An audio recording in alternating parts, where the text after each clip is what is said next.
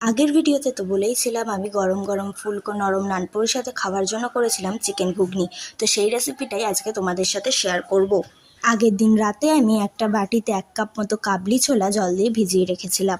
আরেকটা বাটিতে 1/2 কাপ মটর আর 1/2 কাপ ছোলা নিয়ে সারা রাতের জন্য জলে ভিজিয়ে রেখেছিলাম। তোমাদের হাতে সময় কম থাকলে তোমরা এটা 3-4 ঘন্টা ভিজিয়ে রেখে তারপরে প্রেশার কুকারে 2টো সিটি দিয়ে সেদ্ধ করে নিতে পারো। আমি যেহেতু সারা রাত ভিজিয়ে রেখেছিলাম তাই পরের দিন সকালে প্রেশার কুকারে একটা সিটি দিয়ে ভালো করে সেদ্ধ করে নিয়েছিলাম ছোলা, মটর আর কাবলি ছোলাগুলো।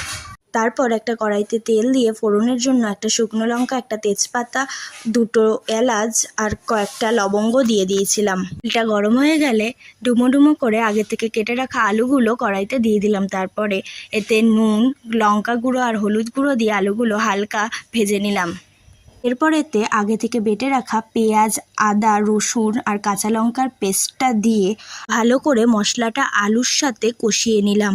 মশলা থেকে তেল ছেড়ে দিলে এতে পরিমাণ মতো জিরে গুঁড়ো অ্যাড করলাম আর কিছুটা পরিমাণ ধনে গুঁড়ো অ্যাড করে আগে থেকে কেটে ভালো করে ধুয়ে রাখা ছোট ছোট মাংসের পিসগুলো দিয়ে আবার ভালো করে মশলাটা কষিয়ে নিলাম। তারপরে এতে পরিমাণ মতো জল দিয়ে কিছুক্ষণ ভালো করে ফুটিয়ে নিলাম মাংস আর আলুটা সেদ্ধ হয়ে যাওয়ার জন্য।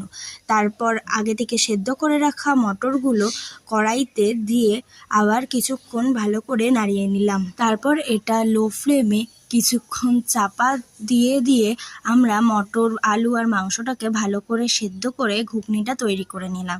তারপর ওপর থেকে চিনি আর গরম মশলা ছড়িয়ে দিলেই আমাদের চিকেন ঘুগনি একদম তৈরি। দেখো ঢাকনাটা তুলতেই ধোঁয়াগুলো ক্যামেরায় পড়ে ক্যামেরাটা কেমন হেজি হয়ে গেল। আজকের মতো টাটা। ভিডিওটা ভালো লাগলে লাইক, কমেন্ট, শেয়ার এবং চ্যানেলটিকে সাবস্ক্রাইব করে দেবেন। Thanks for watching.